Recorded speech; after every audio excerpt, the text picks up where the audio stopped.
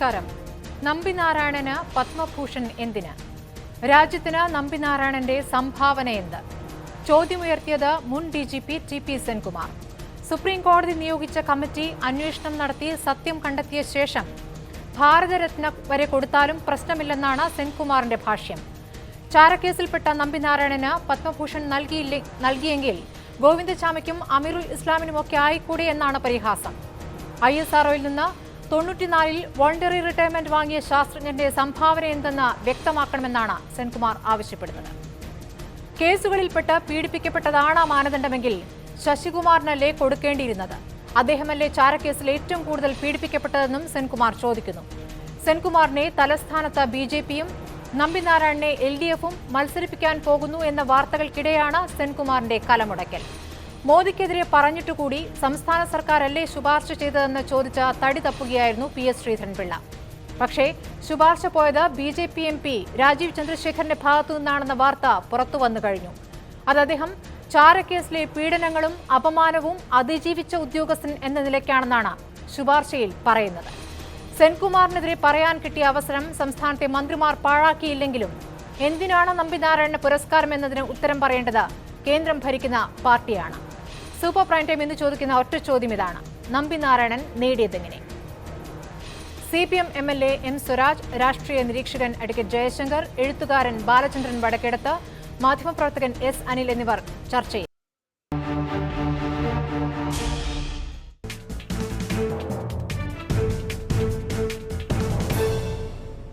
Nambi Narayanan നേടിയതെങ്ങനെ? Super prime time ചർച്ചയിലേക്ക് അടക്കുന്നു. ആദ്യം Shri M Swaraj, ഇന്നിപ്പോൾ TP സെൻകുമാർ വാർത്താസമ്മേളനം നടത്തി നമ്പിനാരായണനെതിരെ ചില ആക്ഷേപങ്ങൾ ചൊരിഞ്ഞു. ആ ആക്ഷേപങ്ങളും അദ്ദേഹം ഉപയോഗിച്ച ഭാഷയും അത് നമുക്ക് ചർച്ച ചെയ്യേണ്ടതുണ്ട്. പക്ഷേ അദ്ദേഹം ചോദിച്ച ചില അടിസ്ഥാനപരമായ ചോദ്യങ്ങളുണ്ട്. ആ ചോദ്യങ്ങൾക്ക് ഉത്തരം ലഭിക്കേണ്ടത് തന്നെയല്ലേ? എങ്ങനെയാണ് നമ്പിനാരായണന് പത്മഭൂഷൺ കിട്ടിയത്? എന്താണ് അതിന് ഉള്ള അർഹത അദ്ദേഹത്തിന്? അദ്ദേഹം രാജ്യത്തിന് നൽകിയ സംഭാവന എന്ത് എന്നുള്ള ചോദ്യങ്ങൾ പ്രസക്തമല്ലേ ശ്രീ സ്വരാജ്? ഈ ചോദ്യത്തിന് ഉത്തരം പറയുമ്പോൾ പുരസ്കാരങ്ങളെ സംബന്ധിച്ച്, പ്രത്യേകിച്ചും രാഷ്ട്രം ഗവൺമെൻറ് നൽകുന്ന പുരസ്കാരങ്ങളെ സംബന്ധിച്ച് എനിക്ക് വ്യത്യസ്തമായ അഭിപ്രായവും ചിന്താഗതിയും ഉണ്ട്. അങ്ങനെയുള്ള ഒരാളാണ് ഞാൻ. അതെൻ്റെ ഒരു നിലപാടാണ്. ഞാനിത് ആദ്യമേ സൂചിപ്പിച്ചത് പുരസ്കാരങ്ങളെക്കുറിച്ചുള്ളൊരു ചർച്ചയായതുകൊണ്ട് ഞാൻ അത് ആദ്യമേ സൂചിപ്പിച്ചു എന്ന് മാത്രം. പക്ഷേ അതിനിവിടെ പ്രസക്തിയൊന്നുമില്ല. നമ്മളിപ്പോൾ പ്രത്യേകമായ ഒരു വിഷയം നമ്മൾ ചർച്ച ചെയ്യുകയാണ്. ഈ കാര്യം ചർച്ച ചെയ്യുമ്പോൾ എനിക്ക് ചോദിക്കാനുള്ളത്, നിങ്ങളോട് തിരികെ ചോദിക്കാനുള്ളത്, ഈ ഒരു അവാർഡിനെ കുറിച്ച് മാത്രമല്ല, ഏത് അവാർഡ് പ്രഖ്യാപിക്കപ്പെടുമ്പോഴും അതിൻ്റെ അർഹതയും മറ്റു കാര്യങ്ങളുമൊക്കെ ചർച്ച ചെയ്യാവുന്നതാണ്. ചർച്ച ചെയ്യുന്നതിലൊന്നും തെറ്റില്ല. ചർച്ച ചെയ്തു കഴിഞ്ഞാൽ വളരെ കൗതുകമായിരിക്കും ചിലപ്പോൾ. പക്ഷേ ഇപ്പം നമ്മുടെ മുൻപിലുള്ള ഈ പ്രശ്നം, ശ്രീ TP സെൻകുമാർ നടത്തിയ അഭിപ്രായ പ്രകടനവുമായി ബന്ധപ്പെട്ട വിഷയം, അത് മാത്രമായിട്ടാണ് നമ്മൾ എടുക്കുന്നതെങ്കിൽ എനിക്കതിലൊന്നേ പറയാനുള്ളൂ: RSS ഒരു മനുഷ്യനെ എത്രമാത്രം മലിനമാക്കി മാറ്റും എന്നതിൻ്റെ ഉത്തമ ദൃഷ്ടാന്തമാണിത്. ഇപ്പോൾ എന്താണ് യോഗ്യത എന്നൊക്കെ ചോദിച്ചു. ഞാൻ പറഞ്ഞത് ഈ മൊത്തം യോഗ്യത, ഇപ്പോൾ ഇന്ന് ഇദ്ദേഹത്തിന് മാത്രമല്ലല്ലോ അവാർഡ് പ്രഖ്യാപിച്ചിട്ടുള്ളത്, ഒരുപാട് പേരുണ്ട്. അതിൽ യോഗ്യതയെക്കുറിച്ചൊക്കെ പലതരത്തിലുള്ള ചർച്ചയ്ക്ക് സ്കോപ്പുണ്ട്. പക്ഷേ ഇത് മാത്രമായി ഇദ്ദേഹം എടുത്ത് ചോദിക്കുമ്പോൾ അതിൽ RSS ഒരു മനുഷ്യനെ വിഷലിപ്തമാക്കുന്നത് എങ്ങനെ, മലിനമാക്കുന്നത് എങ്ങനെ എന്നതിൻ്റെ തെളിവായിട്ട് വരികയാണ്. ശ്രീ നമ്പിനാരായണൻ്റെ കേസിലാണെങ്കിൽ അദ്ദേഹത്തെ സംബന്ധിച്ചുള്ള ചാരക്കേസ് കോടതി തള്ളിക്കളഞ്ഞു. അദ്ദേഹത്തിന് നഷ്ടപരിഹാരം കൊടുക്കാൻ വിധിച്ചു. നഷ്ടപരിഹാരത്തിൻ്റെ ഒരു ഭാഗം കേരളത്തിലെ ഗവൺമെൻറ് കൊടുത്തു. അത് കൊടുത്തത് അദ്ദേഹത്തോടുള്ളൊരു പ്രായശ്ചിത്തം ചെയ്യുന്നത് പോലെ അദ്ദേഹത്തിൻ്റെ അക്കൗണ്ടിലിട്ട് കൊടുക്കുക എന്ന ഒരു ചടങ്ങ് നിർവഹിക്കുന്നതിനപ്പുറം ഒരു പരിപാടിയായി തന്നെ അദ്ദേഹത്തോട് കൊടുക്കുകയുണ്ടായി. അതൊരു തെറ്റുതിരുത്തലാണ്, ഒരർത്ഥത്തിൽ സ്റ്റേറ്റിൻ്റെ തെറ്റുതിരുത്തലാണ്. രണ്ട്, അദ്ദേഹത്തെ സംബന്ധിച്ചാണെങ്കിൽ ഇപ്പോൾ നമ്മുടെ 40ഓളം വിജയകരമായ പറക്കലുകൾ നടത്തിയ PSLV, ഈ പോളാർ സാറ്റലൈറ്റ് ലോഞ്ച് വെഹിക്കിൾ എന്ന നമ്മുടെ PSLV, അതിലുപയോഗിച്ചിട്ടുള്ള വികാസ് എന്ന് നമ്മൾ പേരിട്ട എൻജിൻ, അത് ഫ്രാൻസിൻ്റെ ടെക്നോളജിയാണല്ലോ.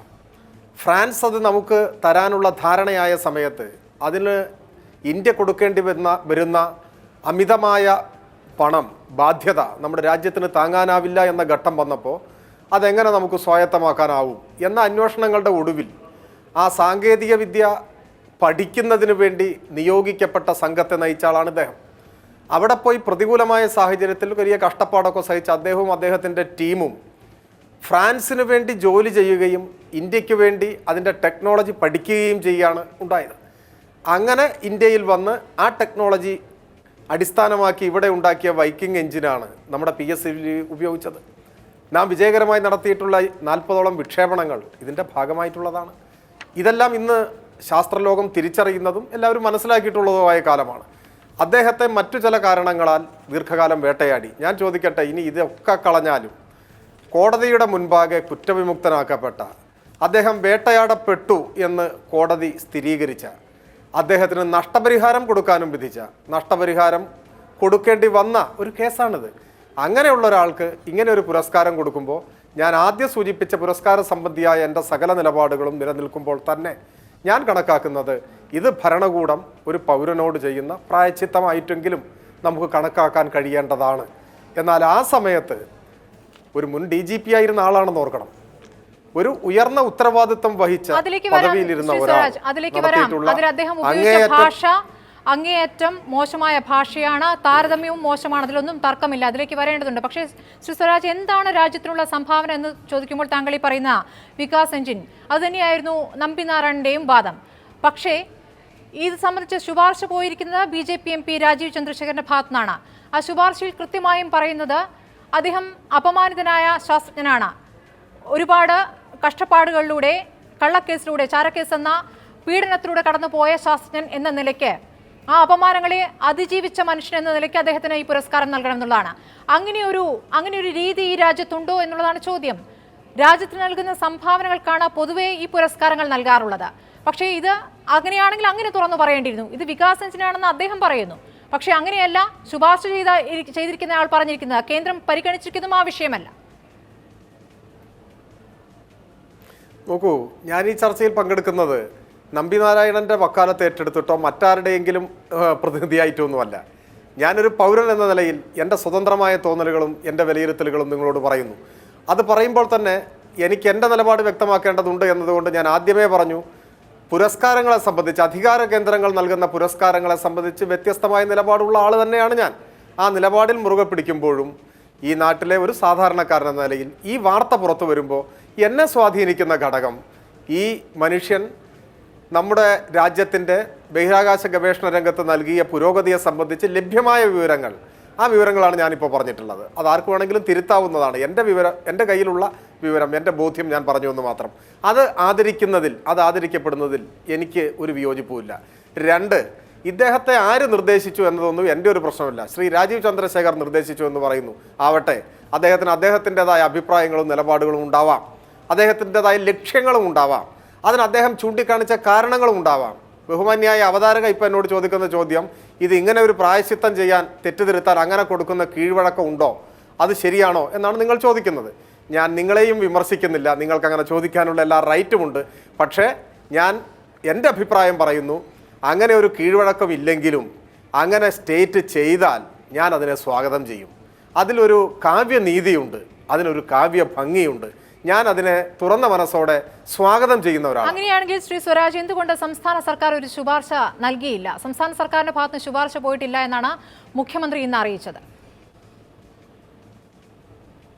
നോക്കൂ, ഞാനിത് ആദ്യമേ പറഞ്ഞതിൻ്റെ ഉള്ളിലടങ്ങിയിട്ടുണ്ട്. അതായത് ആരൊക്കെ ഈ നാട്ടിൽ അവാർഡിന് അർഹരായിട്ടുണ്ട്, അതിലെ ക്രമാനുഗത പട്ടിക ഏത്, എല്ലാവരും ഉൾപ്പെട്ടോ, അത്തരം ഒരു പരിശോധനയ്ക്കും ഞാനില്ല. സ്റ്റേറ്റിന് എല്ലാവരുടെയും പേരൊന്നും ഇതിൽ ഉൾപ്പെടുത്താനൊന്നും സാധിക്കില്ല. വിട്ടുപോയ ധാരാളം പേരുകളുണ്ടാവും. ഇദ്ദേഹം ഒന്നാമതായിട്ട് അവാർഡ് കിട്ടേണ്ട ആളാണെന്നോ, അവാർഡ് കിട്ടിയിട്ടില്ലെങ്കിൽ ആകാശം ഇടിഞ്ഞു വീഴുന്നോ ഒന്നും പറയുന്ന ആളല്ല ഞാനിപ്പോൾ അദ്ദേഹത്തിന് പുരസ്കാരം ലഭിച്ച ഒരു ഘട്ടത്തിൽ മുൻപ് DGP തസ്തികയിലിരുന്ന ഒരാൾ അങ്ങേയറ്റം സങ്കുചിതത്തോടെ വിഷലിപ്തമായിട്ടുള്ള ചില കാര്യങ്ങൾ പറയുമ്പോൾ RSS ഒരു മനുഷ്യനെ എങ്ങനെ മലിനമാക്കുമെന്ന് കണ്ട് അത്ഭുതപ്പെട്ട് ചില അഭിപ്രായങ്ങൾ പറഞ്ഞു എന്ന് മാത്രമേ ഉള്ളൂ. ഞാൻ എൻ്റെ ഇതുവരെ പറഞ്ഞ അഭിപ്രായങ്ങൾ, കാര്യങ്ങൾ വ്യക്തമാണ് എന്ന് ധരിക്കുന്നു.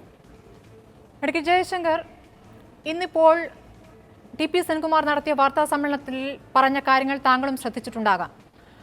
അദ്ദേഹം പറഞ്ഞ കാര്യങ്ങൾ, അദ്ദേഹം ചോദിച്ച ചോദ്യങ്ങൾ പ്രസക്തമല്ല എന്ന് താങ്കൾ കരുതുന്നുണ്ടോ? അദ്ദേഹം ഉപയോഗിച്ച ഭാഷ മോശമാണ്, ഗോവിന്ദചാമിക്കും അമീറുൽ ഇസ്ലാമിനും ഒക്കെ അങ്ങനെയെങ്കിൽ കൊടുത്തുകൂടെ എന്നാണ് അദ്ദേഹം ചോദിച്ചത്. ആ താരതമ്യം ഒരിക്കലും ശരിയാണെന്ന് കരുതാനാവില്ല. എങ്കിൽ കൂടിയും അദ്ദേഹം ചോദിച്ച ചോദ്യം അപ്രസക്തമാണെന്ന് കരുതുന്നുണ്ടോ താങ്കൾ? അല്ല, ഇവിടെ ശ്രീ സ്വരാജ് സൂചിപ്പിച്ച പോലെ അടിസ്ഥാനപരമായിട്ട് ഈ കാര്യങ്ങളോട് വളരെ വിയോജിപ്പുള്ള ആളാണ് ഞാൻ. രാഷ്ട്രത്തിൻ്റെ ഭാഗത്ത് നിന്ന് ഇങ്ങനെ ചില ബഹുമതികൾ കൊടുക്കുന്നത് തന്നെ തെറ്റാണെന്ന് മാത്രമല്ല, അത് ഭരണഘടനയുടെ 18-ാം അനുച്ഛേദത്തിൻ്റെ ലംഘനം കൂടി അതിൻ്റെ അകത്തുണ്ട് എന്ന് കരുതുന്ന ഒരാളാണ്. അതവിടെ നിൽക്കട്ടെ. ഇതുപോലുള്ള അവാർഡുകൾ, ഈ പത്മ പുരസ്കാരം അല്ലെങ്കിൽ ഭാരതരത്നമൊക്കെ കിട്ടുന്ന ആളുകളൊക്കെ ഇതിന് അർഹരായ ആളുകളാണെന്ന് എനിക്ക് അഭിപ്രായമില്ല. ചിലപ്പോൾ അർഹരായ ആളുകൾക്ക് കിട്ടിയിട്ടുണ്ട്. ഇപ്പോൾ പെരുവരം കുട്ടന്മാർക്ക് അല്ലെങ്കിൽ മട്ടന്നൂർ ശങ്കരൻകുട്ടിക്ക്, അതല്ലെങ്കിൽ സച്ചിൻ ടെണ്ടുൽക്കർക്ക് കൊടുത്തത് നമുക്ക് മനസ്സിലാക്കാം. പക്ഷേ ആ നിലയിൽ പിന്നെ നമ്മുടെ നാട്ടിലെ ചില ബിസിനസ്സുകാർക്ക് ഇങ്ങനെയുള്ള അവാർഡുകൾ കൊടുക്കാറുണ്ടല്ലോ. പത്മശ്രീ കിട്ടാൻ വേണ്ടി സംസ്ഥാന സർക്കാരിൻ്റെയും മറ്റ് സർക്കാരുകളുടെയും മറ്റാളുകളുടെയും പുറകെ നടക്കുന്ന എന്തുമാത്രം ആളുകളുണ്ടെന്നറിയാം. ഈ പ്രാഞ്ചേട്ടന്മാരായ ഒരുപാട് സുഹൃത്തുക്കൾ നമ്മുടെ നാട്ടിലുണ്ട് പത്മ പുരസ്കാരം കിട്ടാൻ വേണ്ടി നടക്കുന്നത്. അപ്പോൾ യേശുദാസിൻ്റെ പത്മവിഭൂഷൺ കൊടുത്താൽ മനസ്സിലാക്കാം, മോഹൻലാലിന് പത്മഭൂഷൺ കൊടുത്താൽ മനസ്സിലാക്കാം. പക്ഷേ പലപ്പോഴും അർഹരായ ആളുകൾക്ക് കിട്ടുന്നില്ല.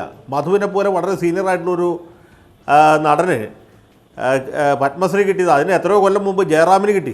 ജയറാം മോശക്കാരനാണെന്നല്ല പറഞ്ഞത്, പക്ഷേ ജയറാമിനേക്കാൾ എത്രയോ മുമ്പ് ആദരിക്കപ്പെടേണ്ട ആളാണ് മധു. അപ്പോൾ പലപ്പോഴും ഇത് കിട്ടുന്നത് തികച്ചും അയോഗ്യരായ ആളുകൾക്കായിരിക്കും, ചിലപ്പോൾ അനർഹരായ ആളുകൾക്കായിരിക്കും. ഒരു ഉദാഹരണം കൂടി പറയാം. മലയാള ഭാഷയെയും സംസ്കാരത്തെയും വളരെ മലിനപ്പെടുത്തിയ ഒരു പത്രാധിപർക്ക് നമ്മുടെ രാഷ്ട്രം പത്മഭൂഷൺ കൊടുത്ത് ആദരിച്ചു.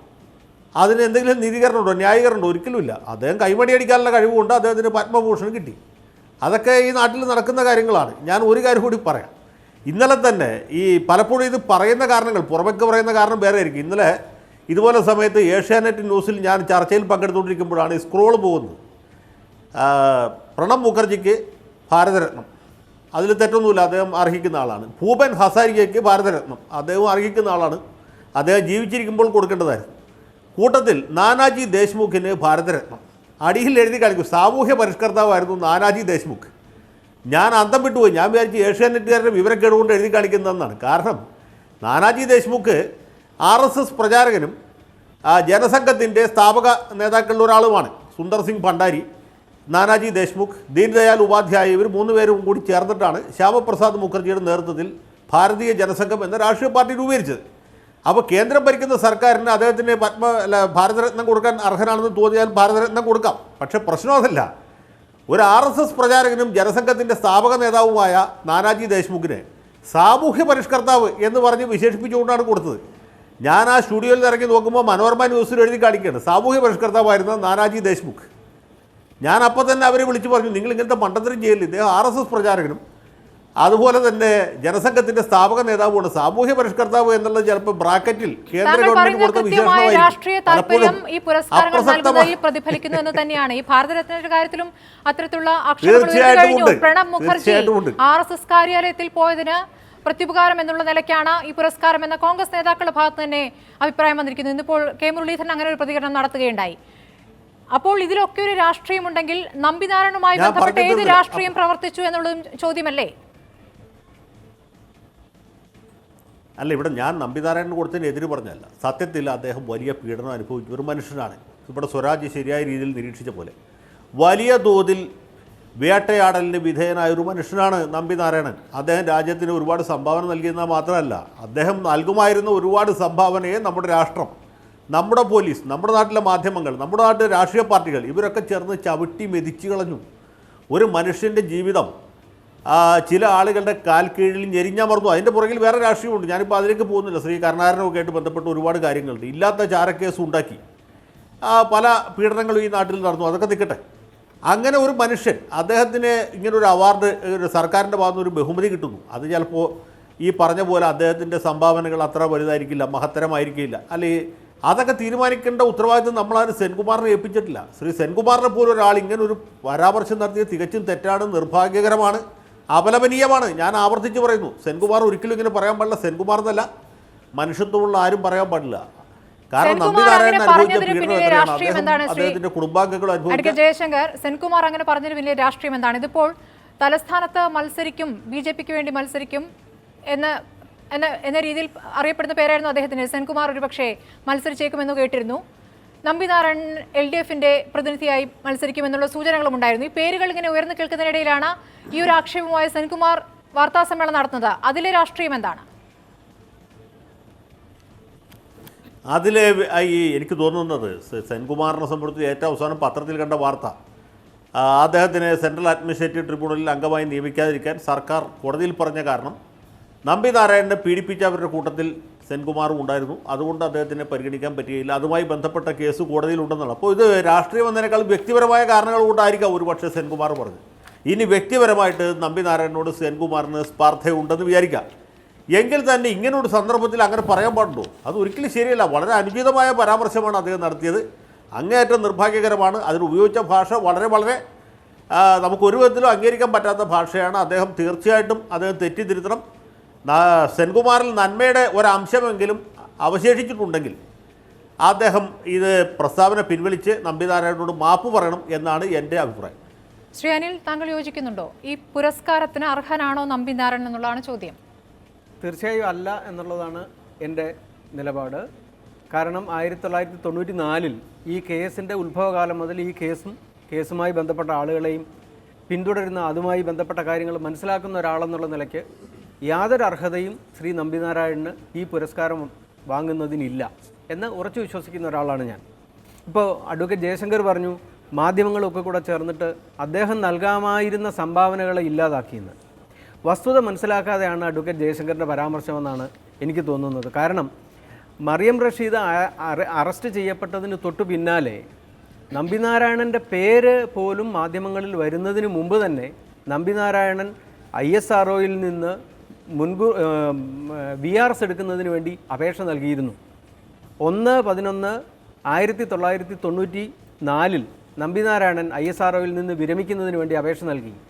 കാലാവധി പൂർത്തിയാക്കാതെ വിരമിക്കാനുള്ള അപേക്ഷ നൽകിയതിൽ അദ്ദേഹം പറഞ്ഞിരുന്നത് 3 മാസ കാലാവധി എന്ന സാധാരണ ചട്ടം എനിക്ക് ഒഴിവാക്കി 10 ദിവസത്തെ സമയം കൊണ്ട്, അതായത് 11/11/94 സർവീസിൽ നിന്ന് വിരമിക്കത്തക്ക വിധം എൻ്റെ പെൻഷൻ അപേക്ഷ അനുവദിക്കണം എന്ന ഒരു കത്താണ് അദ്ദേഹം ISRO ചെയർമാന് നൽകിയത്. അതിനനുകൂലമായിട്ടുള്ള നടപടികൾ നീങ്ങുന്നതിനിടയിലായിരുന്നു അറസ്റ്റും ബാക്കി കാര്യങ്ങളും. അതുകൊണ്ട് അദ്ദേഹം ഈ ക്രയോജനിക് സാങ്കേതിക വിദ്യയിൽ എന്തൊക്കെയോ വലിയ സംഭാവനകൾ നൽകാനിരുന്നയാളാണ്. അദ്ദേഹത്തെ അറസ്റ്റ് ചെയ്തതുകൊണ്ട് ക്രയോജനിക് സാങ്കേതിക വിദ്യ വികസിപ്പിക്കുന്നതിൽ നിന്ന് ഇന്ത്യ പുറകോട്ട് പോയി എന്നൊക്കെ പറയുമ്പോൾ അത് മനസ്സിലാക്കാൻ വളരെ ബുദ്ധിമുട്ടുണ്ട്. പിന്നെ അദ്ദേഹത്തിൻ്റെ പിൽക്കാല ചരിത്രം പരിശോധിച്ചാൽ വളരെ വ്യക്തമാണ്. 1982 മുതൽ ISROയുടെയും സ്പേസ് ബഹിരാകാശ വകുപ്പിൻ്റെയും ഫയലുകൾ പരിശോധിച്ചാൽ, അദ്ദേഹത്തിൻ്റെ CR പരിശോധിച്ചാൽ വളരെ വ്യക്തമാണ് അദ്ദേഹം ഇതിന് അർഹനല്ല. എനിക്ക് മനസ്സിലാകുന്നില്ല എന്തിൻ്റെ അടിസ്ഥാനത്തിലാണ്. നേരത്തെ പറഞ്ഞ പോലെ പീഡനം അനുഭവിച്ചവർക്ക് പത്മ പുരസ്കാരം കൊടുക്കുകയാണെങ്കിൽ പീഡനം അനുഭവിച്ച എത്രയോ ആൾക്കാർ, 100 കണക്കിന് ആൾക്കാർ ഇന്ത്യയിലില്ലേ? ആർക്കെങ്കിലും കൊടുക്കുന്നുണ്ടോ? ഈ കേസിൽ തന്നെ ശശികുമാർ ഉണ്ടല്ലോ എന്നുള്ളതാണ്. അതെ, ഞാനതിലേക്ക് വരാം. സെൻകുമാർ എന്തിനു പറഞ്ഞു എന്ന് ചോദിച്ചു കഴിഞ്ഞാൽ ഞാൻ മനസ്സിലാക്കുന്നത് സെൻകുമാറിന് ഈ കേസുമായി ബന്ധപ്പെട്ട കാര്യങ്ങൾ നന്നായി അറിയാം. 1996 ഈ കേസ് വീണ്ടും അന്വേഷിക്കാൻ പുനരന്വേഷണത്തിന് വേണ്ടി നയനാർ സർക്കാർ ഉത്തരവിടുമ്പോൾ സെൻകുമാറിനെയാണ് അന്വേഷണ ഉദ്യോഗസ്ഥനായി നിയമിച്ചിരുന്നത്. ക്രൈംബ്രാഞ്ചിൻ്റെ DIG ആയിരുന്നു അദ്ദേഹം. അദ്ദേഹത്തിൻ്റെ കീഴിൽ IBയും റോയും ഉൾപ്പെട്ട അന്വേഷണ സംഘം ഈ കേസിൻ്റെ തുടരന്വേഷണം നടത്തണമെന്നായിരുന്നു നിശ്ചയിച്ചിരുന്നത്. അപ്പോൾ അതുകൊണ്ട് അദ്ദേഹം കേസ് പഠിച്ചിട്ടുണ്ട്. അദ്ദേഹമാണ് സുപ്രീം കോടതിയിൽ ഈ പുനരന്വേഷണ ഉത്തരവ് റദ്ദാക്കണമെന്നുള്ള കേസിൽ അദ്ദേഹമാണ് സുപ്രീം കോടതിയിൽ അഫിഡവിറ്റ് സമർപ്പിച്ചത്. അപ്പോൾ അതുകൊണ്ട് അദ്ദേഹത്തിന് ഈ കേസുമായി ബന്ധപ്പെട്ട കാര്യങ്ങളും നമ്പിനാരായണനുമായി ബന്ധപ്പെട്ട കാര്യങ്ങളും നന്നായി അറിയാവുന്നതുകൊണ്ടാണ് അദ്ദേഹം പ്രതികരിച്ചതെന്നാണ് ഞാൻ വിശ്വസിക്കുന്നത്. ആത്യന്തികമായി കോടതി എന്ത് അവസാനം കണ്ടെത്തി എന്നുള്ളതല്ലേ പ്രധാനം. സുപ്രീം കോടതി ഈ അന്വേഷണ സംഘത്തെയും തന്നെ റദ്ദാക്കിയിരുന്നു. അതിനുശേഷം CBI ഏറ്റെടുക്കുന്ന സാഹചര്യമുണ്ടായി. CBIക്കാണെങ്കിൽ ഇതിലൊന്നും തെളിവ് നൽകാൻ സാധിച്ചില്ല, തെളിവില്ല എന്ന് പറഞ്ഞതിൻ്റെ അടിസ്ഥാനത്തിലാണ് ഈ കേസ് അവസാനിപ്പിക്കുന്നത്. മാത്രമല്ല നഷ്ടപരിഹാരവുമായി ബന്ധപ്പെട്ട് കോടതിയുടെ ഭാഗത്തുനിന്ന് പ്രതികരണം വന്നിരിക്കുന്നു. അദ്ദേഹത്തെ നേരിട്ട് വന്ന് കേട്ടുകൊണ്ടാണ് കോടതി കൃത്യമായൊരു തീരുമാനമുണ്ടായത്. ഒരു അന്വേഷണത്തിലൊരു സമിതി, ആ സമിതി എന്ന് പറയുന്നത് ISRO ചാരക്കേസ് അന്വേഷിക്കാനുള്ള സമിതി എന്ന നിലയ്ക്കാണെന്ന് സെൻകുമാർ വാർത്താ സമ്മേളനത്തിൽ ആവർത്തിച്ച് പറഞ്ഞുകൊണ്ടിരുന്നത്. ആ സമിതി ഈ ഇദ്ദേഹത്തെ പീഡിപ്പിച്ച ഉദ്യോഗസ്ഥർ അവരുടെ പങ്ക് അതിന്മേൽ അന്വേഷണം നടത്താനാണ് ആവശ്യപ്പെട്ടിരിക്കുന്നത്. അപ്പോൾ തെറ്റിദ്ധരിപ്പിക്കുന്ന രീതിയിൽ വാർത്താ സമ്മേളനത്തിലും അദ്ദേഹം പറയുകയാണ്. ഈ ജെയിൻ കമ്മീഷനിലേക്ക് വരുമ്പോൾ, സുപ്രീം കോടതിയുടെ ഏറ്റവും ഒടുവിലത്തെ ഉത്തരവിൽ പറയുന്ന ജെയിൻ കമ്മീഷനിലേക്ക് വരുമ്പോൾ സ്വാഭാവികമായി ഈ കേസിൻ്റെ ഉത്ഭവം മുതലുള്ളത് വരും. കാരണം പോലീസ് അന്വേഷണവുമായി ബന്ധപ്പെട്ട കാര്യങ്ങൾ അന്വേഷിക്കാനാണ് പറഞ്ഞിരിക്കുന്നത്. ഗൂഢാലോചനയും കാര്യങ്ങളും അന്വേഷിക്കാൻ പറഞ്ഞിരിക്കുന്ന സാഹചര്യത്തിൽ സ്വാഭാവികമായും കേസിൻ്റെ ഉത്ഭവം തൊട്ടുള്ള കാര്യങ്ങൾ വരും. എനിക്ക് അതുമായി ബന്ധപ്പെട്ട് ഒരു കാര്യം പറയാനുള്ളത്, CBI അന്വേഷിച്ച കേസിൽ CBIയുടെ റഫർ റിപ്പോർട്ടിൻ്റെ അടിസ്ഥാനത്തിൽ എറണാകുളം CJM കോടതി നൽകിയ ഉത്തരവ് വിധി, ആ വിധി ഒരു മേൽക്കോടതിയും ഇതുവരെ ജുഡീഷ്യൽ സ്ക്രൂട്ടണിക്ക് വിധേയമാക്കിയിട്ടില്ല. CBIയുടെ റഫർ റിപ്പോർട്ടിലെ ചില ഭാഗങ്ങൾ സുപ്രീം കോടതിയിൽ മാനനഷ്ടവുമായി ബന്ധപ്പെട്ട കേസിലും ഫർദർ ഇൻവെസ്റ്റിഗേഷൻ റദ്ദാക്കണമെന്നുള്ള കേസിലും പരാമർശിച്ചു എന്നുള്ളത് ഒഴിച്ചാൽ ആ റഫർ റിപ്പോർട്ടോ CJMൻ്റെ വിധിയോ ഒരു മേൽക്കോടതിയിലും ജുഡീഷ്യൽ സ്ക്രൂട്ടണിക്ക് വിധേയമായിട്ടില്ല. ആരും അതിനെതിരെ അപ്പീൽ പോയിട്ടില്ല, ഒരു മേൽക്കോടതിയിലേക്കും അത് പരിഗണനയ്ക്ക് വന്നിട്ടില്ല. അതിലൊരു കാര്യം കൂടെ പറയാനുള്ളത്, ഈ കേസിലെ പ്രതിയായ ISROയിലെ മറ്റൊരു ശാസ്ത്രജ്ഞനായ D ശശികുമാരൻ ഒരു ഘട്ടത്തിലും ഈ കേസിനെതിരായി രംഗത്ത് വരികയോ ഒരു കോടതിയിലും പോവുകയോ ഒരു കോടതിയെ സമീപിക്കുകയോ ചെയ്തിട്ടില്ല. കാരണം അദ്ദേഹത്തിന് വസ്തുതകൾ അറിയാം. മാത്രമല്ല ഈ D ശശികുമാരൻ്റെ അടുത്ത ബന്ധുവാണ് 1996 മെയ് 2 ISRO കേസിലെ CBIയുടെ റഫർ റിപ്പോർട്ട് അംഗീകരിച്ചുകൊണ്ട് പ്രതികളെ വിടുതൽ ചെയ്തുകൊണ്ടുള്ള ഉത്തരവ് ഇറക്കിയത്. D മോഹനരാജൻ D ശശികുമാരൻ്റെ അടുത്ത ബന്ധുവാണ്. ഈ കാര്യം ഉമ്മൻചാണ്ടി സർക്കാർ വന്ന സമയത്ത് തുടർ നടപടികൾ വേണ്ടെന്നുള്ള ഉത്തരവ് റദ്ദാക്കാൻ ആവശ്യപ്പെട്ട് കോടതിയിൽ പോയ സമയത്ത് ഒരു പോലീസ് ഉദ്യോഗസ്ഥൻ ഹൈക്കോടതിയെ അഫിഡവിറ്റിലൂടെ അറിയിച്ചിരുന്നു. പക്ഷേ കോടതിയുടെ പ്രതികരണം വളരെ നിരാശാജനകമായിരുന്നു. അതൊക്കെ പഴയ കാര്യമല്ലെന്നാണ് കോടതി ചോദിച്ചത്. ഇപ്പോൾ നമുക്കറിയാം, ഏതെങ്കിലും ഒരു ബന്ധുവോ അടുത്ത ബന്ധുവോ അല്ലെങ്കിൽ പരിചയക്കാരനോ അങ്ങനെ ആരെങ്കിലും ഒരു കേസിൽ പ്രതിയായി വന്നാൽ ആ കേസ് കേൾക്കുന്നതിൽ നിന്ന് മജിസ്ട്രേറ്റ് അല്ലെങ്കിൽ ജഡ്ജി പിന്മാറുക എന്നുള്ളത് ഒരു സാമാന്യ നീതിയാണ്. അതൊരു സദാചാരത്തിൻ്റെ ഭാഗമാണ്. അങ്ങനെ ഒരു സംഭവം ഉണ്ടായില്ല എന്ന് മാത്രമല്ല, ഏപ്രിൽ 30 1996 ഏപ്രിൽ 30 നമുക്കറിയാം, കേരളത്തിൽ നിയമസഭയിലേക്കും ലോകസഭയിലേക്കും ഒരുമിച്ച് തെരഞ്ഞെടുപ്പ് നടക്കുന്ന ഒരു ഘട്ടത്തിലാണ് CBI ഈ റിപ്പോർട്ട് കോടതിയിൽ സമർപ്പിക്കാൻ സമയം കണ്ടെത്തിയത്. 14-15 മാസം കൊണ്ട് അന്വേഷണം പൂർത്തിയാക്കി ഒരു റിപ്പോർട്ടുണ്ടാക്കി, റഫർ റിപ്പോർട്ട്. ആ റിപ്പോർട്ട് കോടതിയിൽ സമർപ്പിക്കുന്നത് ഏപ്രിൽ 30. മെയ് 1 പബ്ലിക് ഹോളിഡേ ആണ്. മെയ് 2 രാവിലെ കോടതി വന്ന് ഈ കേസിൽ റഫർ റിപ്പോർട്ട് അപ്രൂവ് ചെയ്തുകൊണ്ട് വിധി പറയുകയാണ്. പ്രതികളെ വെറുതെ വിട്ടുകൊണ്ടുള്ള വിധി പറയുകയാണ്. എന്തായിരിക്കും അതിൻ്റെ പിന്നിൽ നടന്നിരിക്കുന്നത്? ഞാൻ പറഞ്ഞു കഴിഞ്ഞു.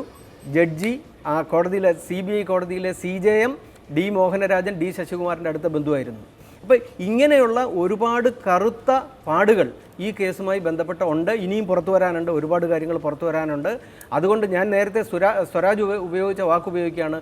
ജെയിൻ കമ്മീഷനെ സുപ്രീം കോടതി വീണ്ടും നിയോഗിച്ചിരിക്കുന്ന ഒരു കാവ്യനീതിയിലേക്കുള്ള പോക്കാകും എന്നാണ് ഞാൻ കരുതുന്നത്. പക്ഷേ CBI ഇത്രയും കാലം അന്വേഷിച്ചിട്ടും ഒരു തെളിവുമില്ല എന്ന് കണ്ടെത്തിയ ഈ സംഭവത്തിൽ ഇനി കമ്മീഷനാണ് അതിലെ സത്യാവസ്ഥ ആദ്യം മുതലേയുള്ള കാര്യങ്ങളിലേക്ക് അന്വേഷണത്തിലേക്ക് പോവുക എന്നെങ്ങനെ കരുതാനാകും? ഈ ഉദ്യോഗസ്ഥരുടെ വീഴ്ച, അദ്ദേഹത്തെ പീഡിപ്പിച്ചതാരൊക്കെ, അദ്ദേഹത്തെ പീഡിപ്പിച്ച ഉദ്യോഗസ്ഥരുടെ ഏതൊക്കെ ഉദ്യോഗസ്ഥരിൽ നിന്ന് ഏതൊക്കെ രീതിയിൽ പ്രവർത്തനം ഉണ്ടായിരിക്കുന്നു, ഇതിലാണ് ഈ അന്വേഷണം നടക്കുന്നത്.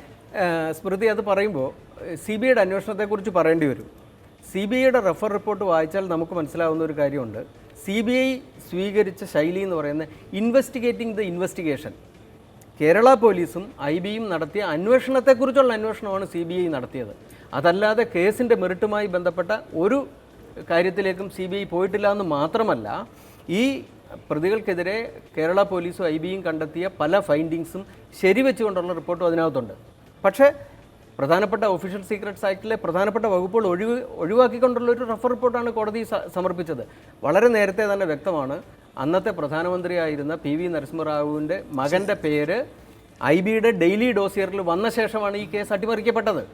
നമുക്കറിയാം, നരസിംഹറാവു ഒരു അജണ്ടയും ഇല്ലാതെ കേരളത്തിലേക്ക്, തിരുവനന്തപുരത്തേക്ക് പറന്നിറങ്ങുകയും വിജയരാമറാവുവിനെ വിളിച്ചു വരുത്തുകയും ഇവിടെ വെച്ച് അതുമായി ബന്ധപ്പെട്ട ചർച്ചകൾ നടത്തുകയും ചെയ്തു എന്നുള്ള റിപ്പോർട്ടുകൾ നമ്മളൊക്കെ കണ്ടതാണ്.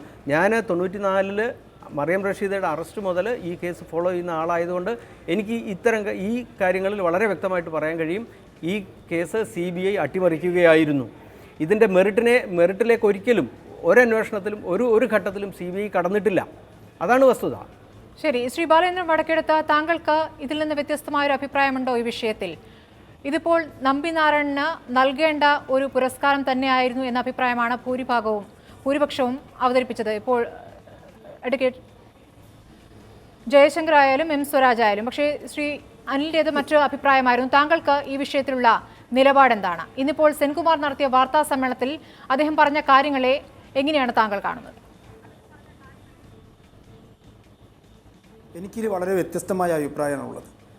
കാരണം പത്മ അവാർഡുകളെ രാഷ്ട്രീയവൽക്കരിക്കരുത് എന്ന് വിചാരിക്കുന്ന ഒരാളാണ് ഞാൻ. പക്ഷേ ഇവിടെ അത് രാഷ്ട്രീയവൽക്കരണം നടന്നിട്ടുണ്ട്. കാരണം രണ്ടു പേർക്ക് പത്മ അവാർഡുകൾ വരുന്നത് നമ്പിനാരായണനും നമ്മുടെ മോഹൻലാലിനുമാണ്. ഈ രണ്ടു പേരും കഴിഞ്ഞ കുറേ നാളുകളായി കേരളത്തിലെ ഒരു രാഷ്ട്രീയ പാർട്ടിയുടെ സ്ഥാനാർത്ഥികളാണ് എന്ന് മാധ്യമങ്ങളിലൂടെ വിലയിരുത്തപ്പെട്ട ആളുകളാണ്. അതൊരു തെരഞ്ഞെടുപ്പ് വരാൻ പോകുന്ന ഘട്ടമാണ്. അപ്പോൾ അങ്ങനൊരു ഘട്ടത്തിൽ ഇങ്ങനെ സ്ഥാനാർത്ഥിത്വം പ്രഖ്യാപിക്കപ്പെട്ട അല്ലെങ്കിൽ സ്ഥാനാർത്ഥികളാണ് എന്ന് വിശകലനം ചെയ്യപ്പെട്ട രണ്ടു പേർക്ക് പത്മ പുരസ്കാരം നൽകുമ്പോൾ അതിൽ രാഷ്ട്രീയമുണ്ട് എന്ന് വളരെ വ്യക്തമായി മനസ്സിലാക്കുന്ന ഒരാളാണ് ഞാൻ. അങ്ങനെയെങ്കിൽ ശ്രീ മാത്രമല്ല, ഞാനൊരു എഴുത്തുകാരൻ എനിക്ക് ഇതിൽ നോക്കിക്കാണുകയാണ്. ശ്രീ ബാലേന്ദ്രൻ വടക്കെടുത്ത്, അങ്ങനെയെങ്കിൽ ഇപ്പോൾ നമ്പിനാരായണനുമായി ബന്ധപ്പെട്ടാണ് താങ്കൾ ഉദ്ദേശിച്ചതെങ്കിൽ അത് LDFന്റെ സ്ഥാനാർത്ഥിയാകുമെന്നുള്ള വാർത്തകളാണോ പുറത്തു വന്നിരുന്നത്? അങ്ങനെയെങ്കിൽ എന്തിനാണ് BJP കേന്ദ്രം ഭരിക്കുന്ന BJP സർക്കാർ അങ്ങനെ ഒരു പുരസ്കാരം നൽകുന്നത്? സംസ്ഥാന സർക്കാരായിട്ട് അങ്ങനെ ഒരു ശുപാർശ നൽകിയിട്ടുമില്ല. അല്ല, അത് എന്ത് ബന്ധമാണ്? അത് ശുപാർശ നൽകാതെ വേറൊരു MP-യുടെ ശുപാർശ പ്രകാരമാണല്ലോ, രാജീവ് ചന്ദ്രശേഖരൻ്റെ ശുപാർശ പ്രകാരമാണല്ലോ ഈ അവാർഡ് കൊടുക്കുന്നത്.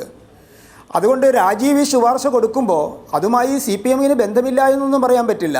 കാരണം അവർ തമ്മിലുള്ള വളരെ ബന്ധമാണ്. നേരത്തെ നമ്മുടെ രാജീവ് ഇദ്ദേഹം സംസാരിക്കുമ്പോൾ CPM-ൻ്റെ പ്രതിനിധി സംസാരിക്കുമ്പോൾ എനിക്ക് മനസ്സിലാക്കാൻ കഴിയുന്നത് ഇതിൽ കാവ്യനീതിയുണ്ട് എന്ന് ഒരു CPM പ്രവർത്തകൻ പറയുമ്പോൾ തീർച്ചയായും ആ പരസ്പര ആശ്രിതമായൊരു ബന്ധത്തെക്കുറിച്ച് ചർച്ച ചെയ്യാനാണ് എനിക്ക് തോന്നുന്നത്.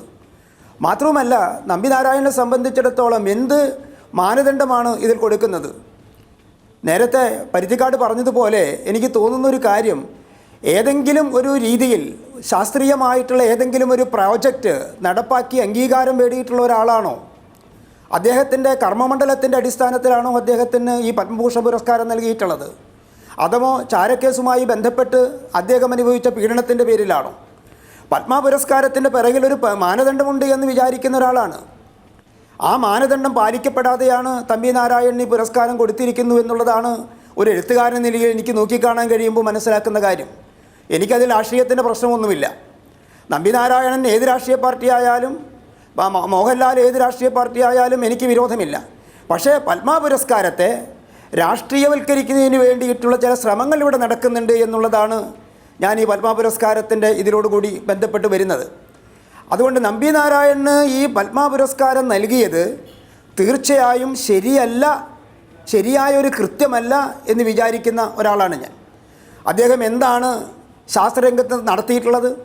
ക്രയോജനിക് സാങ്കേതിക വിദ്യയുടെ മേൽപ്പൈ ഇരുന്നു എന്നൊക്കെ നമ്മൾ കേൾക്കുന്നുണ്ട് എന്നല്ലാതെ ഏതെങ്കിലും സവിശേഷമായൊരു പ്രോജക്റ്റ് നമ്മുടെ രാജ്യത്തിന് വേണ്ടി സമർപ്പിക്കുകയോ ആ പ്രോജക്റ്റിൻ്റെ പേരിൽ നമ്പി നാരായണന് ശാസ്ത്രജ്ഞനായി അംഗീകരിക്കപ്പെടുകയോ ചെയ്തിട്ടുണ്ടോ? അങ്ങനെയുള്ള വാർത്തകളൊന്നും നമ്മൾ കണ്ടിട്ടില്ല.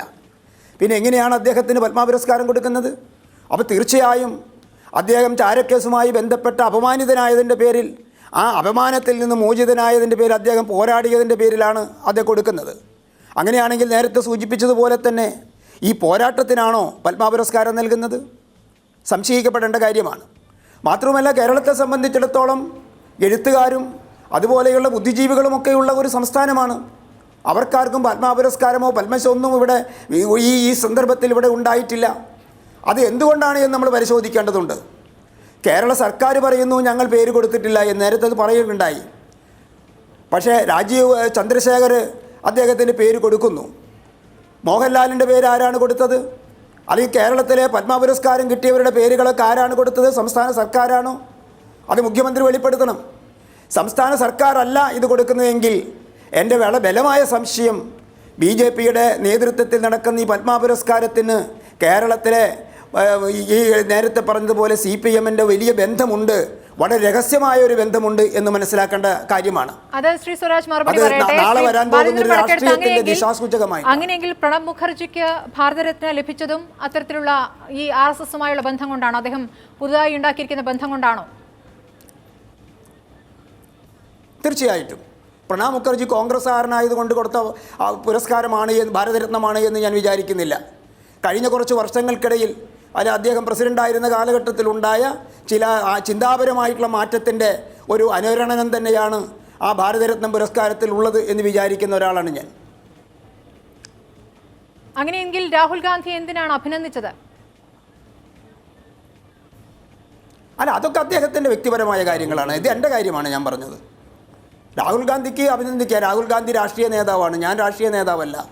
ഞാനൊരു എഴുത്തുകാരനെന്ന രീതിയിൽ ഞാൻ ഇന്ത്യയിൽ കാണുന്ന ചില സാഹചര്യങ്ങളുടെ അടിസ്ഥാനത്തിലാണ് ഞാൻ സംസാരിക്കുന്നത്. എനിക്ക് മറ്റേതിനെക്കുറിച്ച് അഭിപ്രായം പറയേണ്ട കാര്യമില്ല. ശ്രീ സ്വരാജ്, ശ്രീ ബാലചന്ദ്രൻ വടക്കെടുത്ത് പറഞ്ഞ താങ്കൾ കേട്ടിരിക്കും. എന്തായാലും നമ്പിനാരായണന്റെ വിഷയത്തിൽ BJPക്കും CPMനും ഒരേ നിലപാട് എന്ന ഒരു കാര്യം കൂടി നിലനിൽക്കുന്നുണ്ട്. അതുകൂടി അടിസ്ഥാനപ്പെടുത്തി അത് ഒരു അവിശുദ്ധ ബന്ധത്തിന്റെ ഭാഗമായി ലഭിച്ചിരിക്കുന്ന പുരസ്കാരം എന്ന മട്ടിലാണ് ശ്രീ ബാലചന്ദ്രൻ വടക്കെടുത്ത് വ്യാഖ്യാനിക്കുന്നത്. അതിനുള്ള മറുപടി?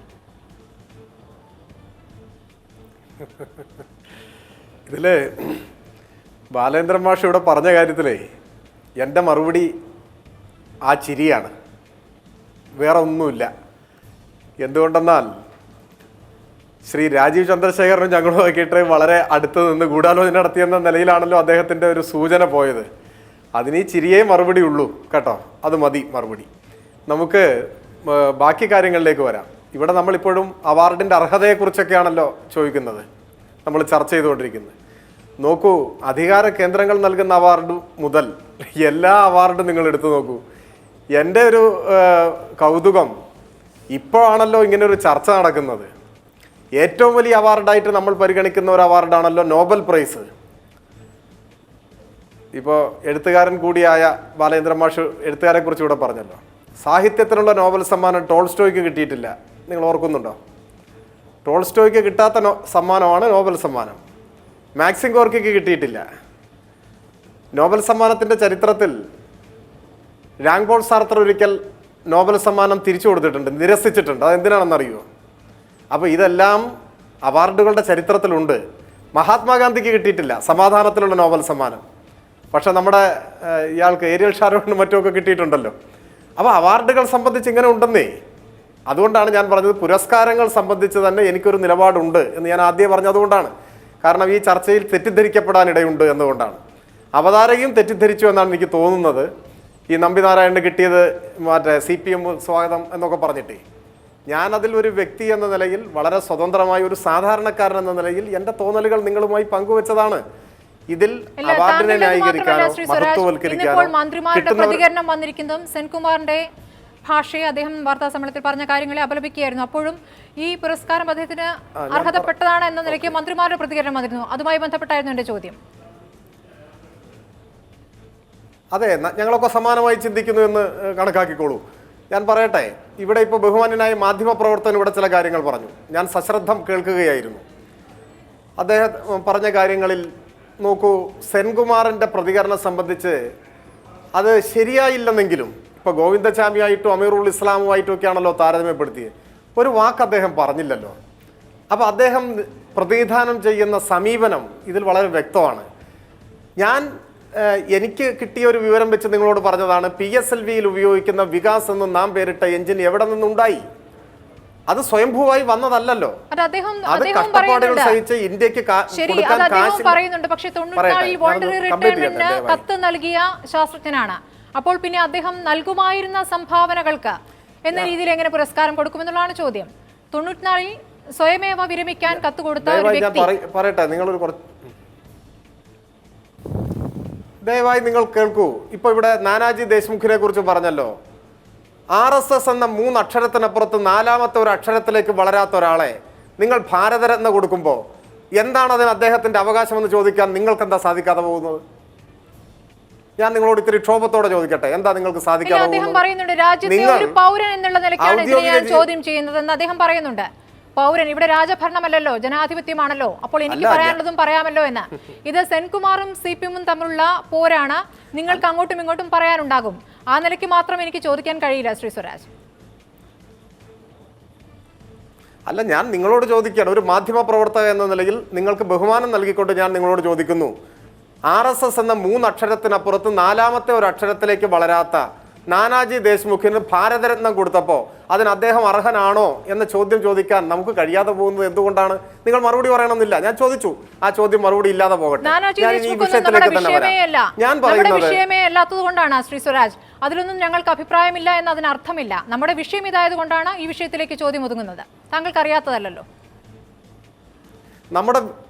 നമ്മുടെ വിഷയത്തെ നിങ്ങൾ തിരഞ്ഞെടുക്കുമ്പോൾ അതിൽ നിലനിൽക്കുന്ന ചില അസ്വാഭാവികതകളെ ചർച്ചയിൽ പങ്കെടുക്കുന്ന ഒരാൾ എന്ന നിലയ്ക്ക് ഞാൻ ചൂണ്ടിക്കാണിച്ചു എന്ന് മാത്രം അങ്ങ് കരുതിയാൽ മതിയാകും. ഞാൻ മാധ്യമപ്രവർത്തകൻ പറഞ്ഞ ചില കാര്യങ്ങളിലേക്ക് വരട്ടെ. അദ്ദേഹം പറഞ്ഞു ഇനി ഇത് പരിശോധിക്കാൻ പോകുന്നു. പരിശോധിക്കട്ടെന്നേ. ഞാനിപ്പോൾ ശ്രീ നമ്പിനാരായണൻ്റെ വക്കാലത്തെടുത്തൊരു വക്കീലല്ലല്ലോ. ഞാൻ പറയുന്നത് എന്താണ്, നമ്മുടെ മുൻപിൽ നിൽക്കുന്ന യാഥാർത്ഥ്യം, നമ്മുടെ മുൻപിൽ നിൽക്കുന്ന വസ്തുത, അത് അദ്ദേഹത്തിൻ്റെ പേരുള്ള കേസ് അദ്ദേഹത്തെ കുറ്റവിമുക്തനാക്കി. അദ്ദേഹത്തിന് നഷ്ടപരിഹാരം കൊടുക്കാൻ വിധിച്ചു. അദ്ദേഹം നഷ്ടപരിഹാരത്തിൻ്റെ ഒരു ഭാഗം വാങ്ങി. അങ്ങനെ നിൽക്കുകയാണ്. നാളെ മറ്റൊരു നിലയിൽ ഇത് വികസിച്ച് കഴിഞ്ഞാൽ നമ്മൾ വീണ്ടും ചർച്ച ചെയ്യുമല്ലോ. അപ്പോൾ അത് അദ്ദേഹത്തിൻ്റെ ഒരു നിരീക്ഷണമോ വിലയിരുത്തലോ ആവട്ടെ, ഞാൻ അദ്ദേഹത്തെ ആക്ഷേപിക്കുന്നൊന്നുമില്ല. പക്ഷെ നമ്മുടെ മുൻപിൽ ഇപ്പോൾ നിൽക്കുന്ന വസ്തുതകൾ ഇതാണ്, യാഥാർത്ഥ്യം ഇതാണ്. നമ്മൾ ഇതിന് യോഗ്യതയുണ്ടോ എന്ന് ചോദിക്കുമ്പോൾ വേറെ ആരുടെ യോഗ്യത നമുക്ക് പ്രശ്നമല്ല. ഒരു DGP ആയിരുന്ന ഒരു മനുഷ്യൻ, മനുഷ്യത്വത്തിൻ്റെ കണികയില്ലാതെ, അദ്ദേഹം മൗലികമായി തന്നെ അദ്ദേഹം ഒരു വർഗീയവാദിയാണെന്നാണ് അദ്ദേഹത്തിൻ്റെ പിൽക്കാല അഭിപ്രായ പ്രകടനങ്ങൾ തെളിയിക്കുന്നത്. അദ്ദേഹത്തിൻ്റെ ചില അഭിപ്രായ പ്രകടനങ്ങൾ നമ്മുടെ മുമ്പിലുണ്ട്, കേരളത്തിലെ ന്യൂനപക്ഷങ്ങളുമായി ബന്ധപ്പെട്ടൊക്കെ. അപ്പോൾ പ്രാഥമികമായി തന്നെ അദ്ദേഹം ഒരു വർഗീയവാദിയാണ് എന്ന് തെളിയിക്കുന്ന നിലപാട് സ്വീകരിച്ച ആളാണ് അദ്ദേഹം. അങ്ങനെ ഒരാൾ സ്വാഭാവികമായി ചേരുന്ന സംഘടനയാണ് RSS. ആ RSS അദ്ദേഹത്തിലെ അവശിഷ്ട നന്മയെ ചോർത്തിക്കളഞ്ഞു എന്നതിൻ്റെ തെളിവാണ് ഇപ്പോൾ നടത്തിയിട്ടുള്ള അഭിപ്രായ പ്രകടനം. ആ അഭിപ്രായ പ്രകടനത്തെ മുൻനിർത്തിക്കൊണ്ട് നമ്മൾ ഇയാൾക്കെന്താ യോഗ്യത എന്ന് ചോദിക്കുകയാണ്. ഈ കിട്ടിയ ബാക്കിയുള്ളവരുടെയൊക്കെ യോഗ്യത എന്താ? നമുക്കതൊന്ന് നോക്കാം. പ്രാഞ്ചിയേട്ടൻ എന്ന സിനിമ കാണാൻ ഞാൻ ശുപാർശ ചെയ്തുകൊണ്ട് ഈ ഭാഗം നിർത്തുന്നു. അത് അദ്ദേഹവും ശുപാർശ ചെയ്തു. ശ്രീ സ്വരാജ്, അദ്ദേഹം ശുപാർശ ചെയ്തിരുന്നു പ്രാഞ്ചിയേട്ടൻ സിനിമ കാണണമെന്ന്. സെൻകുമാറും ഇന്ന് വാർത്താ സമ്മേളനത്തിൽ. താങ്കളിലേക്ക് വരാം. ഈ ഒരു കാര്യത്തിലായിരിക്കും അത് ശുപാർശ ചെയ്തത്. ബാക്കി എല്ലാ കാര്യത്തിലും ഞാൻ ശുപാർശ ചെയ്യുന്നു. അഡ്വക്കേറ്റ് ജയശങ്കർ, ഇതിപ്പോൾ വെട്ടിലായിരിക്കുന്നത് BJP ആണോ? സെൻകുമാറിനെ മത്സരിപ്പിക്കാനിരിക്കുകയായിരുന്നു BJP. അത് ആറ്റിങ്ങൽ എന്നാണ് പറഞ്ഞു കേട്ടിരുന്നത്. പക്ഷെ ഇന്ന് അദ്ദേഹം വാർത്താ സമ്മേളനത്തിൽ പറഞ്ഞു ആറ്റിങ്ങൽ എന്ന് പറയുന്നത് എന്തുകൊണ്ടാണ്? ഞാൻ ഈഴവനായതുകൊണ്ടായിരിക്കാം. പക്ഷെ ആറ്റിങ്ങലല്ല, കേരളത്തിലെ ഏത് സ്ഥലത്തു നിന്നായാലും തനിക്ക് മത്സരിക്കാനാവുമെന്നാണ് അദ്ദേഹം ആത്മവിശ്വാസത്തോടു കൂടി പറഞ്ഞത്. അപ്പോൾ ഇനി അദ്ദേഹത്തിന്റെ രാഷ്ട്രീയ ഭാവി എന്താണ്? അദ്ദേഹം 99% താൻ മത്സരിക്കാനില്ല എന്ന് പറയുന്നുണ്ടെങ്കിൽ പോലും ആ 1% ബാക്കിയിട്ടിരിക്കുന്നു. അല്ല, ശ്രീ സെൻകുമാറിനെ എനിക്ക് വളരെ കാലമായിട്ട് അറിയാം. അദ്ദേഹം ഇങ്ങനെ വാവിട്ട രീതിയിലുള്ള അഭിപ്രായ പ്രകടനങ്ങളൊക്കെ നടത്താൻ തുടങ്ങിയത് ഈ അടുത്ത കാലത്താണ്. അദ്ദേഹം പോലീസ് സേനയിലെ വളരെ സത്യസന്ധനായ, ഒരു പൈസയുടെ അഴിമതിയില്ലാത്ത, കർത്തവ്യ വ്യഗ്രനായ ഒരു ഓഫീസറായിരുന്നു. ഈ സമീപകാലത്തുണ്ടായ സംഭവങ്ങൾ അദ്ദേഹത്തിൻ്റെ ഒരു സന്തുലനാവസ്ഥ തെറ്റിച്ചു എന്നാണ് എനിക്ക് തോന്നുന്നത്. അദ്ദേഹത്തെ പോലെ ഒരാൾക്ക് പറ്റിയ രംഗമേ അല്ല രാഷ്ട്രീയം. ഇതുപോലുള്ള അഭിപ്രായ പ്രകടനങ്ങൾ ഇതൊന്നും അദ്ദേഹത്തിന് പറ്റിയതല്ല. അദ്ദേഹം ഒരു പോലീസ് ഉദ്യോഗസ്ഥനായിരുന്ന ആളാണ്. ആ ഒരു ഗൗരവത്തോടുകൂടി ആ ഒരു രീതിയിൽ അദ്ദേഹം മുന്നോട്ട് പോകണമെന്നാണ് എൻ്റെ ആഗ്രഹം. അദ്ദേഹം തെരഞ്ഞെടുപ്പിന് മത്സരിക്കാനും പറ്റിയ ഒരാളല്ല. അദ്ദേഹം ഫ്ലെക്സിബിലിറ്റി ഇല്ലാത്ത ഒരാളാണ്. കാരണം ഒരു പോലീസ് ഉദ്യോഗസ്ഥനാണ്. പോലീസ് ഉദ്യോഗസ്ഥന്മാർക്ക് പറ്റിയതല്ല രാഷ്ട്രീയം. അവരുടെ ഒരു വേറെ ഡിസിപ്ലിനാണ്. ഞാനിവിടെ പറയാൻ വന്നത്, സെൻകുമാറിനോട് സ്നേഹവും ബഹുമാനവും ഉള്ള ഒരാളാണ്. അദ്ദേഹം ഒരു വർഗീയവാദിയൊന്നും ആകരുതെന്ന് ആഗ്രഹമുള്ള ആളാണ്. ഞാൻ അദ്ദേഹത്തോടുള്ള സ്നേഹവും ബഹുമാനവും നിലനിർത്തിക്കൊണ്ടാണ് ഈ ചർച്ചയിൽ പങ്കെടുക്കുന്നതും. അദ്ദേഹം നമ്പിനാരായണനെ കുറിച്ച് പറഞ്ഞ അഭിപ്രായങ്ങൾ തികച്ചും തെറ്റാണ്, ബാലിശമാണ്. അങ്ങനെ ഒരു അഭിപ്രായം അദ്ദേഹം പറയാൻ പാടില്ലായിരുന്നു. അദ്ദേഹം പറഞ്ഞ അഭിപ്രായത്തിന് ഖേദം പ്രകടിപ്പിക്കണം, മാപ്പ് പറയണം എന്ന് പറഞ്ഞാൽ അതുകൊണ്ടാണ്. അദ്ദേഹത്തിനോട് സ്നേഹമുള്ളതുകൊണ്ടാണ്, ബഹുമാനമുള്ളതുകൊണ്ടാണ്. അത് നിൽക്കട്ടെ, ഇവിടുത്തെ വിഷയം അതല്ല. പലപ്പോഴും ഈ ബഹുമതികൾ കിട്ടുന്നത് അനർഹർക്കാണ്. ഞാൻ നേരത്തെ പറഞ്ഞല്ലോ, ഒരു വളരെ മനോഹരമായ ഒരു ഉദാഹരണമാണ് എനിക്ക് ഈ സമയത്ത് തോന്നുന്നത്. അത് ഈ മിലിറ്ററി അവാർഡുകളൊക്കെ കൊടുക്കുമല്ലോ, പരമ വിശിഷ്ട സേവാ മെഡൽ അല്ലെങ്കിൽ പരമവീര ചക്രം, ഇതൊക്കെ കിട്ടുന്നത് പോലും പലപ്പോഴും യോഗ്യതയില്ലാത്ത ആളുകൾക്കാണ്. ഞാനൊരു സംഭവം പറയാം. ഇന്ത്യൻ കരസേനയുടെ ചരിത്രത്തിൽ ആദ്യമായിട്ട് പരമവിശിഷ്ട സേവാ മെഡൽ കിട്ടിയത് PVSM, ഏറ്റവും പ്രധാനപ്പെട്ട മെഡലാണ്. പരമവിശിഷ്ട സേവാ മെഡൽ കിട്ടിയത് BM കൗൾ എന്ന് പറഞ്ഞൊരു ഉദ്യോഗസ്ഥനായിരുന്നു. BM കൗൾ, ബ്രിജ് മോഹൻ കൗൾ എന്നാണ് അദ്ദേഹത്തിൻ്റെ മുഴുവൻ പേര്. Major general Brij Mohan Kaul. അദ്ദേഹത്തെ 12 പേരുടെ സീനിയോറിറ്റി ഓവർലുക്ക് ചെയ്തിട്ടാണ് ലഫ്റ്റനൻറ്റ് ജനറലാക്കി നിയമിച്ചത് പണ്ഡിറ്റ് നെഹ്റു. അതേ തുടർന്നാണ് ജനറൽ കരിയപ്പ രാജിക്കത്ത് എഴുതി കൊടുത്ത് പുറത്തു പോയത്. ആരായിരുന്നു ഈ BM കൗൾ? അദ്ദേഹം ഒരു യുദ്ധത്തിലും പങ്കെടുത്തിരുന്നില്ല. ഒരു യുദ്ധത്തിലും പങ്കെടുക്കാത്ത ആം ചെയർ ജനറൽ എന്ന പേരിൽ അറിയപ്പെട്ടിരുന്ന ആളാണ്. ചാരുകസേര ജനറൽ, സൈനിക മേധാവി. ചാരുകസേരയിൽ ചാരിയിരുന്ന, ഒരു യുദ്ധത്തിലും പങ്കെടുക്കാത്ത ഒരു സൈനിക മേധാവിയായിരുന്നു ബ്രിജ് മോഹൻ കൗൾ. എന്തായിരുന്നു അദ്ദേഹത്തിൻ്റെ യോഗ്യത? അദ്ദേഹം പണ്ഡിറ്റ് ജവഹർലാൽ നെഹ്റുവിൻ്റെ ഒരു അകന്ന ബന്ധുവായിരുന്നു. അപ്പം നെഹ്റുവിൻ്റെ ബന്ധുവായിരുന്നു എന്നുള്ളതാണ് ഇദ്ദേഹത്തിൻ്റെ ഏക യോഗ്യത. ഒരുപാട് പേരെ സീനിയോറിറ്റി ഓവർലുക്ക് ചെയ്ത് അദ്ദേഹത്തെ ലഫ്റ്റനൻറ്റ് ജനറലാക്കുന്നു. അദ്ദേഹത്തിന് ആദ്യമായി ഈ ഇന്ത്യൻ സേനയുടെ ചരിത്രത്തിൽ ആദ്യമായിട്ട് പരമവിശിഷ്ട സേവാ മെഡൽ നൽകുന്നു. അത് കഴിഞ്ഞ് ഉടനെ വേറൊരു വലിയ അപകടം സംഭവിച്ചു. അതെന്താ അറിയുമോ? ചൈനയുടെ ആക്രമണം ഉണ്ടായി. ചൈനയുടെ ആക്രമണം ഉണ്ടായപ്പോൾ ഇദ്ദേഹം ഈസ്റ്റേൺ കമാൻഡിൻ്റെ നയിക്കുന്ന ആളാണ്, അതിൻ്റെ ലഫ്റ്റനൻറ്റ് ജനറലാണ്. ഈ ചൈനയുടെ ആക്രമണം ഉണ്ടായപ്പോൾ ഇദ്ദേഹത്തിന് ഹൃദയസ്തംഭനം ഉണ്ടാവുകയും അദ്ദേഹം യുദ്ധരംഗത്ത് നിന്ന് ജീവനും കൊണ്ട് ഓടി രക്ഷപ്പെടുകയും ചെയ്തു. അധികം വൈകാതെ അദ്ദേഹം പട്ടാളത്തിൽ നിന്ന് രാജിവെച്ച് വീട്ടിൽ പോയി എന്നും കൂടി ഒരു ചരിത്രമുണ്ട്. അപ്പോൾ നെഹ്റുവിൻ്റെ ബന്ധുവാകാന്നുള്ളതല്ല ഒരാൾക്ക് ഇങ്ങനെയുള്ള ബഹുമതികൾ കിട്ടുന്നതിനുള്ള യോഗ്യത. അവിടെ കഴിവ് തെളിയിച്ചവരായിരിക്കണം, ധൈര്യം തെളിയിച്ചവരായിരിക്കണം, നേതൃത്വ ഗുണം തെളിയിച്ചവരായിരിക്കണം. നെഹ്റുവിൻ്റെ കാലത്ത് അങ്ങനെയാണെങ്കിൽ നമുക്കിപ്പോൾ ഊഹിക്കാവുന്നുള്ളൂ ഇപ്പോഴത്തെ കാലം എപ്പോഴത്തേക്ക് എന്തുമാത്രം അപജയം ഉണ്ടായി. അതൊക്കെ ഇത് വലിയൊരു അപജയമാണ്. ഈ വക അവാർഡുകളൊക്കെ നിർത്തേണ്ട സമയം പണ്ടേ കഴിഞ്ഞു. മൊറാർജി ദേശായിയോട് നമുക്ക് എന്തൊക്കെ എതിരഭിപ്രായം വരികയാണെങ്കിൽ രാഷ്ട്രീയം അദ്ദേഹത്തിന് പറ്റിയ മേഖലയല്ല എന്ന് താങ്കൾ പറയുന്നു. പക്ഷേ BJP അദ്ദേഹത്തെ നിർത്താൻ ഉദ്ദേശിച്ചിരുന്നു. ഇനി അങ്ങോട്ടുള്ള സാഹചര്യത്തിൽ അതിനുള്ള സാധ്യത എത്രത്തോളമാണ്? ഇതിപ്പോൾ മോദി സർക്കാർ എടുത്തിരിക്കുന്ന തീരുമാനത്തിനെതിരെ ഇത്ര ശക്തമായി വാർത്താസമ്മേളനത്തിൽ പറഞ്ഞിട്ടും അദ്ദേഹത്തിനെതിരെ ഒരു വാക്ക് പറയാൻ ശ്രീധരൻപിള്ളയ്ക്ക് സാധിക്കുന്നില്ല. സെൻകുമാറിന്റെ നിലപാടിനെ അതിരൂക്ഷമായ ഭാഷയൊന്നും വിമർശിക്കാൻ ശ്രീധരൻപിള്ളയ്ക്ക് സാധിക്കുന്നില്ല. കാരണം അവരുടെ പരിഗണനയുള്ള വ്യക്തിയാണ്. ഒരു പക്ഷേ BJP അദ്ദേഹത്തെ സ്ഥാനാർത്ഥിയാക്കാൻ ഉദ്ദേശിക്കുന്നുണ്ടാവും. അദ്ദേഹം തന്നെ ഒരു പക്ഷേ അത് ആഗ്രഹിക്കുന്നുണ്ടാവും. അല്ലെങ്കിൽ മറ്റെന്തെങ്കിലും സ്ഥാനമാനങ്ങൾ അദ്ദേഹം ആഗ്രഹിക്കുന്നുണ്ടാവും. എനിക്കറിയില്ല. അങ്ങനെ ഒന്നും ഞാൻ പറഞ്ഞത് അദ്ദേഹം തെരഞ്ഞെടുപ്പിന് മത്സരിക്കാൻ പറ്റിയ ഒരാളായിട്ട് എനിക്ക് തോന്നിയിട്ടില്ല. അദ്ദേഹത്തിന് ആ രീതിയിലുള്ള ഒരു ഫ്ലെക്സിബിലിറ്റി ഇല്ല. ഒരു സ്ഥാനാർത്ഥിയാകാനുള്ള ചില മിനിമം യോഗ്യതകളുണ്ടല്ലോ. അദ്ദേഹം സത്യസന്ധനായിരുന്നു എന്നുള്ളതോട് മാത്രം ആളുകൾ വോട്ട് ചെയ്തൊന്നുമില്ലല്ലോ. ഇതൊക്കെ പ്രശ്നങ്ങളാണ്. അദ്ദേഹത്തെ സംബന്ധിച്ചിടത്തോളം പരിമിതികളുണ്ട്. അദ്ദേഹം ഒരു രാഷ്ട്രീയക്കാരനാകേണ്ട ആളല്ല. രാഷ്ട്രീയക്കാരനാവാൻ അദ്ദേഹത്തിന് സാധിക്കില്ല. ഒരു രാഷ്ട്രീയക്കാരനാണെങ്കിൽ എന്തെങ്കിലും ഒരു പ്രസ്താവന ഇറക്കും. നിങ്ങളൊന്ന് ആലോചിച്ച് നോക്കൂ. ഒരു രാഷ്ട്രീയക്കാരനാണെങ്കിൽ ഒരിക്കലും നടത്തില്ല. കാരണം രാഷ്ട്രീയക്കാർക്ക് ഇങ്ങനെയുള്ള കാര്യങ്ങളൊക്കെ മൗനം പാലിക്കാൻ അറിയാം. അദ്ദേഹം മൗനം പാലിക്കാഞ്ഞത് അദ്ദേഹത്തിന് ഇത് വലിയ തെറ്റായിട്ട് തോന്നി. അദ്ദേഹത്തിന് വലിയ ധാർമ്മിക രോഷം തോന്നി. അതുകൊണ്ടാണ് പറഞ്ഞത്. അല്ലെങ്കിൽ സെൻകുമാറിനും ഉണ്ടായിരുന്നൂടെ. അദ്ദേഹം എന്തുകൊണ്ട് ഇങ്ങനെ പറഞ്ഞു വെച്ചാൽ അദ്ദേഹത്തിന് ഇത് തെറ്റായിട്ട് തോന്നിയത് കൊണ്ടാണ്. ആ തെറ്റായിട്ട് തോന്നിയത് മാത്രമല്ല, തോന്നിയത് തുറന്നടിച്ച് പറയുകയും ചെയ്തു. അതല്ലേ പ്രത്യേകത. ഞാൻ പറഞ്ഞത് ഈ ഇതുപോലുള്ള അവാർഡുകൾ മൊറാർജി ദേശായിയോട് എനിക്ക് ബഹുമാനം ഇതാണ്. മൊറാർജി ദേശായി 77 ഇന്ത്യയുടെ പ്രധാനമന്ത്രിയായപ്പോൾ ഈ പത്മ പുരസ്കാരവും ഭാരതരത്നവും നിർത്തലാക്കി. പക്ഷേ ഇന്ത്യ രാജ്യം ഭരിക്കുന്ന ആളുകൾ അതിലും വലിയ ബിരുദന്മാരായതുകൊണ്ട് പിൽക്കാലത്ത് അദ്ദേഹത്തിന് തന്നെ ഭാരതരത്നം കൊടുത്തു. എന്ന് മാത്രമല്ല പാകിസ്ഥാൻ്റെ പരമോന്നത ബഹുമതിയും അദ്ദേഹത്തിന് കൊടുക്കുകയുണ്ടായി. നിഷാൻ എ പാകിസ്ഥാൻ, പാകിസ്ഥാൻ്റെ ഏറ്റവും വലിയ ബഹുമതി, സിവിൽ ബഹുമതിയാണ്. അത് കിട്ടിയ ഏക ഇന്ത്യക്കാരനും മൊറാർജി ആയിരുന്നു. അതാണ് മനുഷ്യൻ്റെ വിധി എന്ന് പറഞ്ഞത്. ഈ സ്വരാജ് പറഞ്ഞ പോലെ കാവ്യനീതി എന്ന് പറയുന്നതാണ്. ഭാരതരത്നവും പത്മ പുരസ്കാരവും നിർത്തലാക്കിയ മൊറാർജി ഭായിക്ക് ഇന്ത്യയുടെ പരമോന്നത ബഹുമതിയായ ഭാരതരത്നവും നൽകി, പാകിസ്ഥാന്റെ പരമോന്നത ബഹുമതിയായ നിഷാൻ എ പാകിസ്ഥാനും നൽകി ആദരിക്കും. ഇതാണ് മനുഷ്യന്റെ വിധി. ശരി, തിരിച്ചെത്താം ഇടവേളയ്ക്ക് ശേഷം.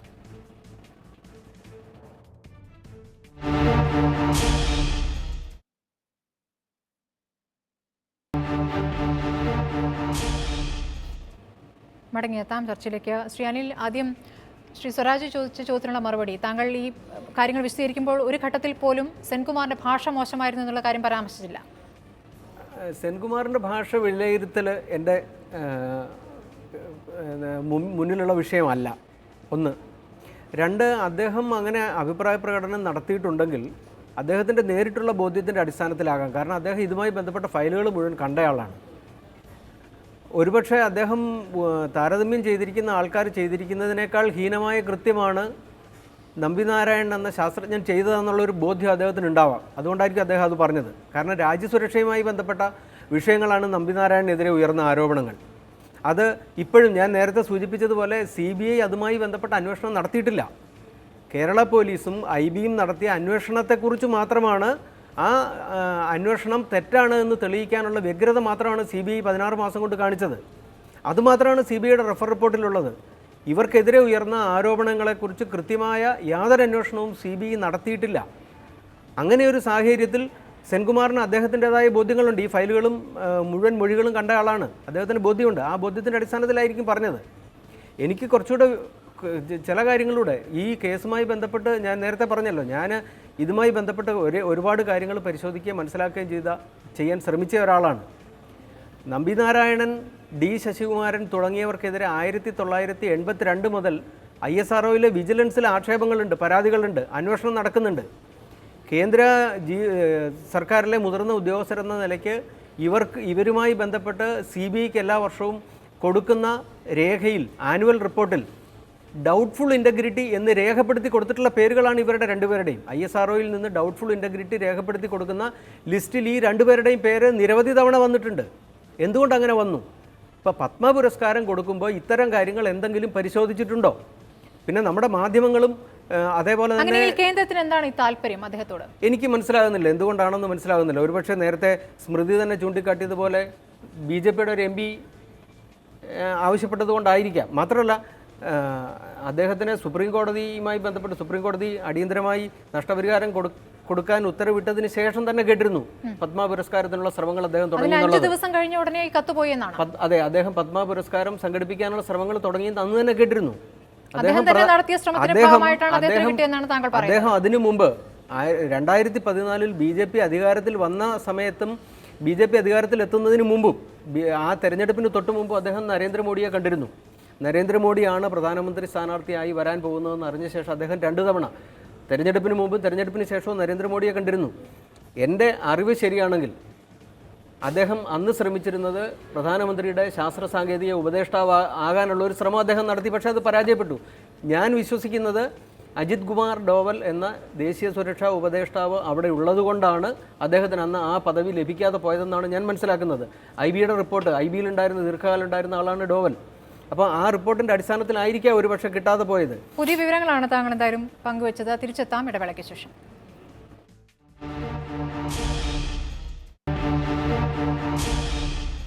മടങ്ങിയെത്താം. ശ്രീ എം സ്വരാജ്, 2.5 മിനിറ്റേ ഉള്ളൂ നമുക്ക് ബാക്കി.